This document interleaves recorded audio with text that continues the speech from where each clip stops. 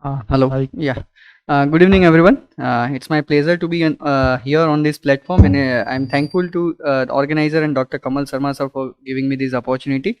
I'm very happy to see our uh, uh, colleagues sitting here also. So first, the debate is about a large PDA in a young infant. What is a good strategy, device versus surgery?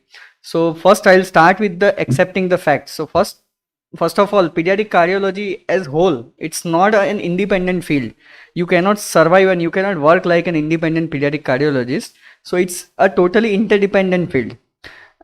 The pediatric cardiologist, pediatric cardiac surgeon, intensivists, anesthetists are all equally responsible for taking care of children, and they are all interdependent. And any complex intervention, when a pediatric cardiologist is planning, there it always requires a presence of a pediatric cardiac surgeon who is there to bail you out when you end up with some sort of complication. And we are very fortunate that we have a good team of pediatric cardiac surgeons at our institute who are backing us, and because of them we have reached to the state where we are able to do many of complex interventions which is possible and which is being done everywhere. So overview of my talk is about case details, my decision, why device closure, evidence about device closure in young infants, case examples, and take home message. So first of all, about case detail, it's a 2-month-old female, weight is 3.5 kilo. The child, she's having failure to thrive. There is a murmur. Echo is showing large, long, tortuous PDA with a size of 4.5 mm and severe pH is there. QPQS is calculated to be 3.1:1. So what would be the best strategy? So first of all, looking at these case details, there is no doubt that this patient or this child requires some sort of intervention because child is symptomatic. So we have to close this PDA by any means. What would be my strategy? My strategy, being a pediatric cardiologist, obviously I'm favoring a device closer, but why I'm favoring, I'll give you evidence for that. So PDA device closure is my strategy, but as I have told, it's not a straightforward case of PDA device closure. So I'll always keep my surgeon informed that I'm doing such case, and in case of emergency or in case of complication, he should back me up. Device selected for this patient would be Amplatzer vascular plug because it's mentioned as a long tubular PDA, and size I would as my planning would be to use 8 mm or 10 mm vascular plug. So before going ahead in the discussion, I would show the advantages of my transcatheter intervention because I don't have to show anything against surgical solution for this, because PDA ligation is very well proven to be very safe and effective. There is not, it's one of the very proven pediatric cardiac surgical procedure, and there are not much of disadvantages associated with procedure. So I'm not against surgery, I'm just favoring device or transcatheter intervention in this patient. So first, what is the advantage? It's less invasive. There is no scar. So obviously, and there are proven data showing there is a psychological impact of sternotomy or thoracotomy scars in children when they are reaching to adolescents and adults. So that no scar is very important. Minimum ICU stay. Almost all patients with PD device closure may remain in ICU just for observation for 3-4 hours, and they'll just be they'll just go to ward, and that's why ICU related morbidity is very less hospital stay. They may stay for nearly 2 to 3 days max, and they will get discharged maybe on the same day of procedure. There is no chance of pneumothorax, recurrent laryngeal nerve injury. It's again less with surgery, but it is possible. Theoretically, it is possible. So that is not there in case of transcatheter intervention, and there is no need for general anesthesia because majority of cases we are doing under local anesthesia and transvenous sedation. So the complications which are associated with general anesthesia can be avoided. So coming to classification of PDA, it's a Krichenko classification, and there are 5 types of PDA depending on this classification. This is the most common type of PDA, that's type A and conical PDA. This is a PDA where there is no ampulla. It's a short flush PDA like a AP window. This is a type C PDA, which is called a tubular PDA, which it's a classical PDA of a preterm child, and these are more complex sort of PDA. So the case details which has been provided, when we are talking about isolated PDA cannot be actually tortuous. It can be long, it can be tubular, but usually it's not tortuous. So I'm assuming that the case provided to us, it's a tubular and long PDA, and that's why my focus of discussion will be on long and tubular PDA. So what do you mean by tubular and long PDA? So this is a classic example of a long tubular PDA. This is a ductal angiogram showing a long and tubular PDA. And this is an echocardiographic image of ductal view, which is again showing a long and tubular PDA. So what is advantage in long tubular PDA? You have a good landing zone. So you have a good length of PDA available where you can put your device, and because it's a long tubular PDA, you have many choices of devices to select, and there is less chance of aorta and PA compromise, because it's possible you can deploy the device totally inside the PDA and you can avoid jailing either LP or aorta. So that is advantage in this patient, and that is that's why I would encourage, or I would prefer device closure in this patient, because this was a long tubular PDA. I'm encouraging for PDA device closure. So what is ideal age and timing for PDA closure? It's a this has been taken from an Indian guideline published by Dr. Anita Saxena madam from AIIMS Delhi. So large moderate PDA with congestive heart failure, earliest closure by 3 months of age. Moderate PDA with no heart failure, we can close it by 6 months to 1 year of age. And if there is failure to thrive, we can close it earlier as well. Small PDA, we can close it by 1.5 years of age, and silent PDA, usually it's better to leave them alone. So method of PDA closure.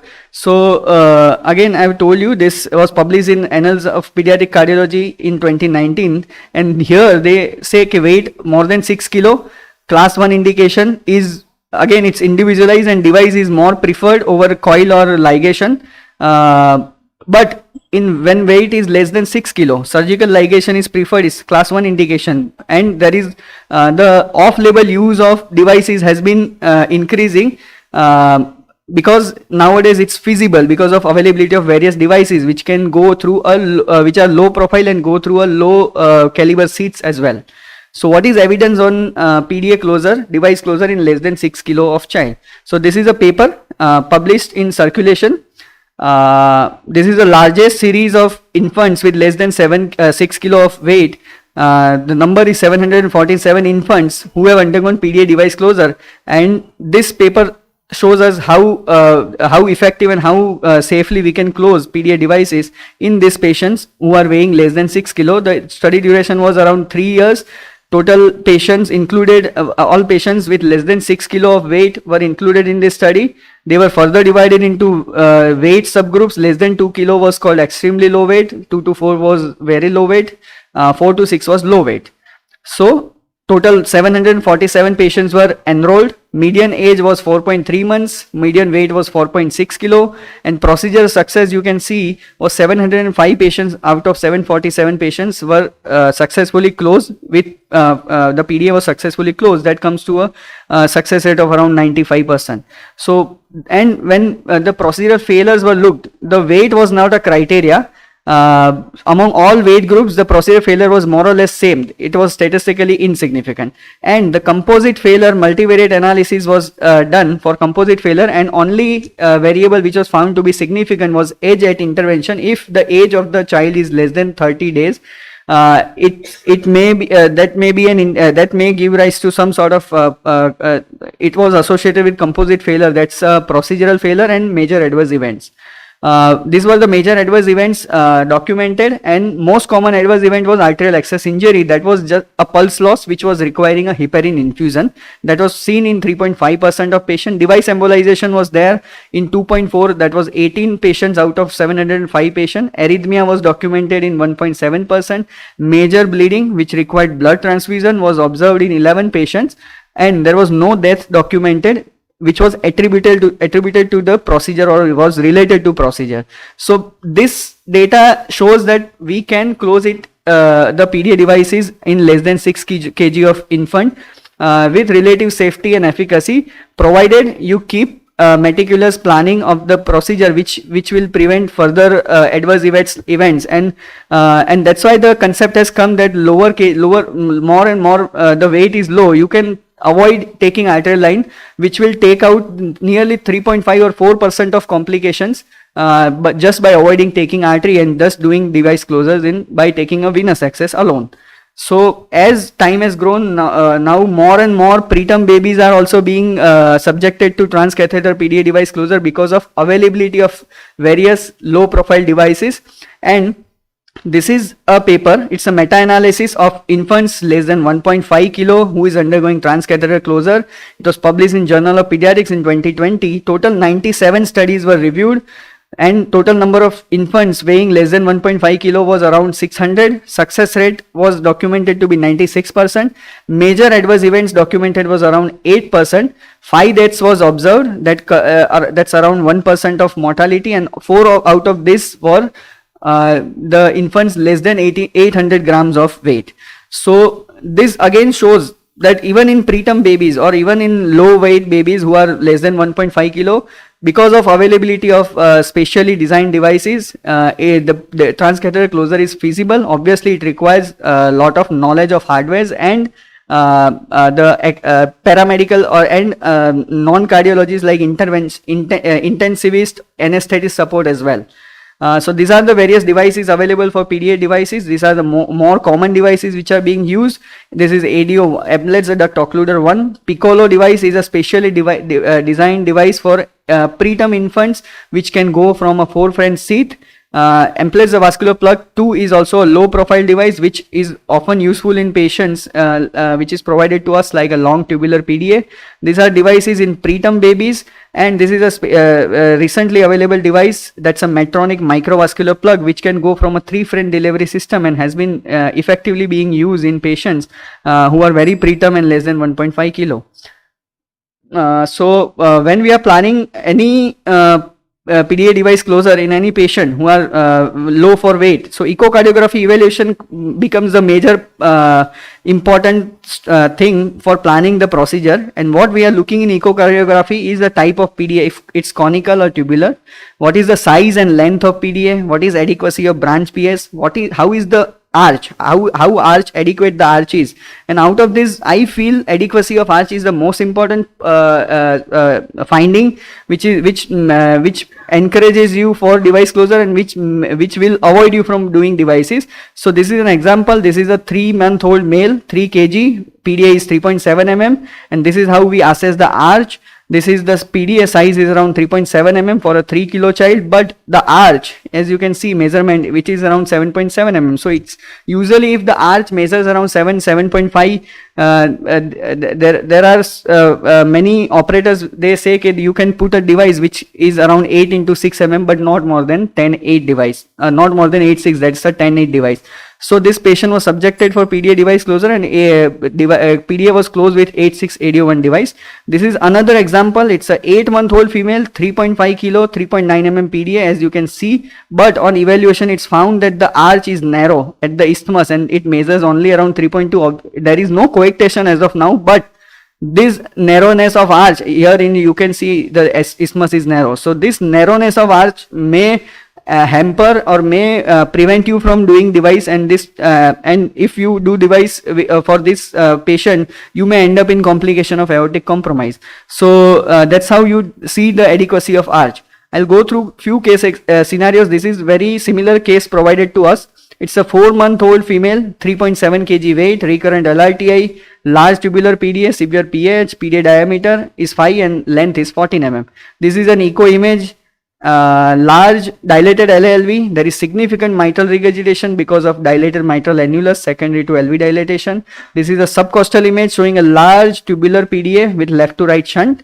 This is a ductal view showing a large tubular PDA which is left to right, and this is a measurement. As you can see here, it was measuring around 4.5 mm and length was around 20 mm. So this is how PDA is being assessed by echocardiography, and that's how we decide on the planning what device should be selected. So based on this, the device selected was around 8 or 10 mm vascular plug.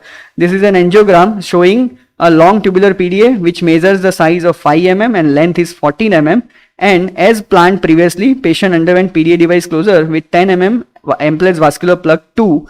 Post deployment of the device, LPA has been checked whether it's flowing well unobstructed, and arch angio is showing a good device position and no obstruction in aortic arch. So this is a post procedure echo image showing good device position. This is case to 10-month-old child. Again, large tubular PDA, but what is there? It's a narrow isthmus, and patient was taken for PDA device. As you can see here, the arch looks slightly small in size. So here we had a worry that we may end up with a scenario where there is a possibility of some sort of aortic compromise. PDA device was done with 10 mm AVP2. The angio showed unobstructed LPA, but echocardiogram showed device protruding into aorta, causing some sort of obstruction, and that's why balloon was taken to reposition and push the device further inside the duct, and that was helpful, and eventually we were able to do successfully the device closure. So that's how the pre-operative echo guided us that we may end up in such complication, and we were mentally prepared. This is third case. It's a 1.6 kilo failure to thrive, birth weight was 1.5 kilo, large PDA, patient was taken. This is echo, large dilated LLV and large PDA. I think time is over. I think I'll just take 2 minutes. So here, as I've told, that arterial access injury is the major complication. So to avoid that, usually in smaller babies, we don't take artery. It's a venous sheath passed across PDA. This is an angiogram, and the same PDA being closed with the piccolo device 5-6. I'll run through this case. Sometimes we end up with complication where you are not able to put a device which is more particular size. Suppose this was a case where ideal candidate for 10-8, but 8-6 we were not able to put 10-8 device because of small arch. So sometimes we have to wait on table, and we wait for the residual flow, how it's coming down. If it is coming down and PA pressure is coming down, we sometimes make a decision that if since PDA is getting smaller and smaller, the residual flow is getting smaller and smaller, and PA pressure is coming down, we sometimes release the device, and at the end of the release of the device migrates, and eventually we have to take the device out, snare out the device, and patient underwent PDA ligation next day. This is a post-op patient who underwent PDA ligation. He was it's a 2-month-old child, weight was 2.2 kilo, currently is 1.8 kilo. Because patient was hemodynamically unstable, sternotomy surgery was done for PDA ligation. There was a residual flow from PDA, and there was a small VSD, and because of that we were not able to extubate this patient. Both PDA and VSD had to be closed with piccolo device, and eventually on 4th-5th day patient was extubated and sent home. And this is the youngest child who has underwent VSD device closure, and this was reported in 2017. So take home message: PDA device closure in young infant is feasible because of specially designed devices, although it is associated with significant adverse events, but which can be prevented with meticulous planning. In-depth knowledge of hardwares and device is required. Meticulous echocardiographic evaluation is very much needed. Surgical backup is often needed in such procedures. Thank you. Good evening, all chairpersons and respected moderators and chairperson and audience. My talk is on minimally invasive surgical closure. Now,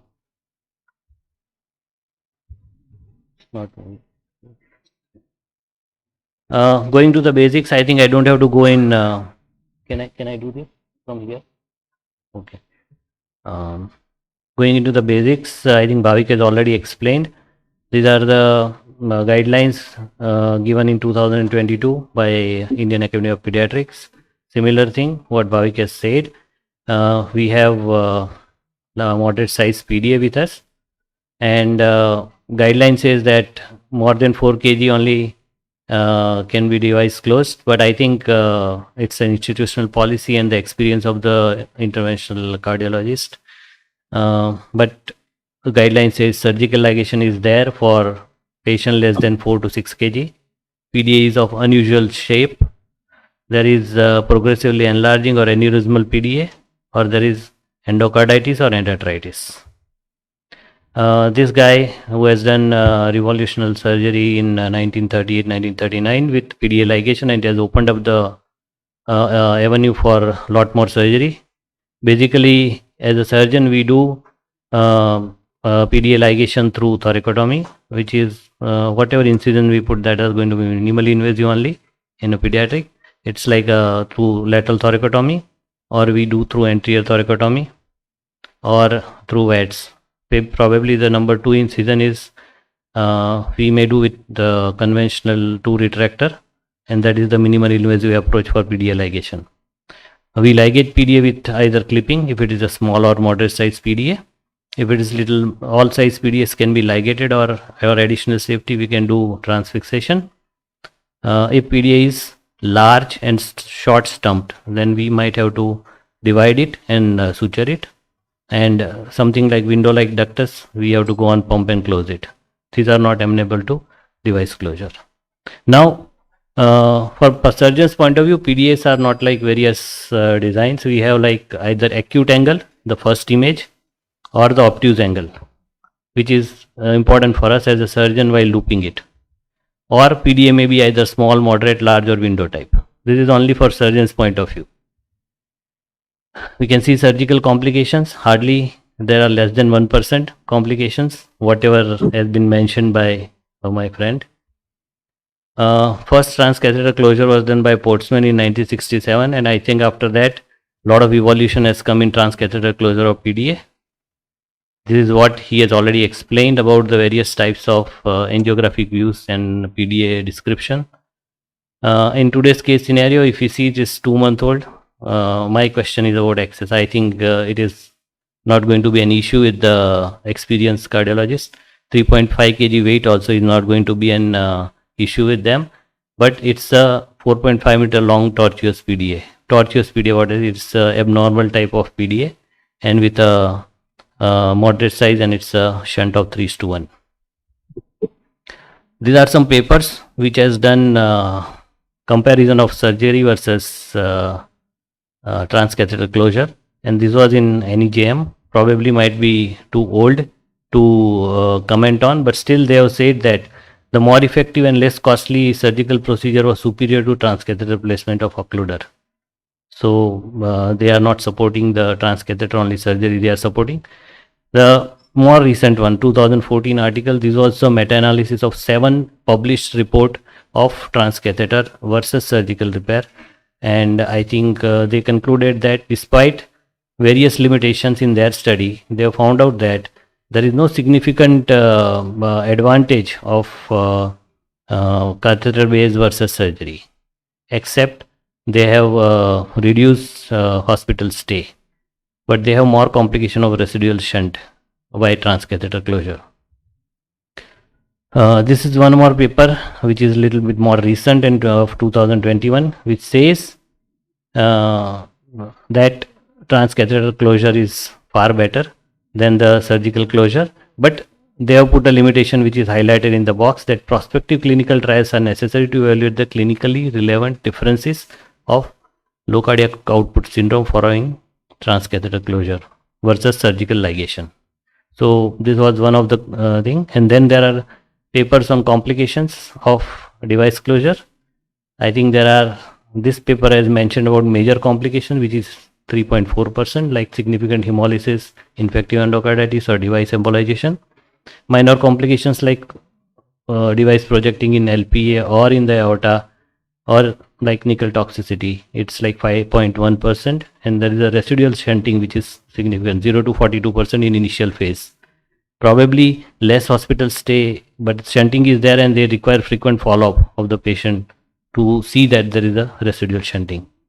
There are some late complications. You can see in this figure that the device is embolized late into the RPA, and it required surgical removal later on.